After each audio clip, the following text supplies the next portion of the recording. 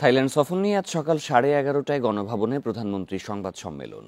প্রধানমন্ত্রীর কার্যালয়ের press wing থেকে এক বিজ্ঞপ্তিতে এই তথ্য জানানো হয়। বিকাশে কম খরচে ক্যাশ আউটের লিমিট বেড়ে 50,000, প্রিয় এজেন্টও 2টা। থাই প্রধানমন্ত্রী শ্রেথা থাভিসিনের আমন্ত্রণে গত 24 এপ্রিল ব্যাংকক যান প্রধানমন্ত্রী শেখ হাসিনা। সফরে দুই দেশের সরকার প্রধান দ্বিপাক্ষিক ও আঞ্চলিক বিভিন্ন বিষয়ে আলোচনা করেন। এছাড়া দুদেশের কর্মকর্তাদের জন্য ভিসা ছাড়ের চুক্তি, 3টি সমঝোতা স্মারক ও একটি LOI স্বাক্ষর হয়। সফরকালে থাইল্যান্ডের রাজা রানীর সঙ্গেও সাক্ষাৎ করেন প্রধানমন্ত্রী শেখ হাসিনা। এছাড়া ব্যাংককে জাতিসংঘের এসকাপের 80তম অধিবেশনেও ভাষণ দেন তিনি। 6 দিনের সফর শেষে সোমবার দেশে ফেরেন প্রধানমন্ত্রী।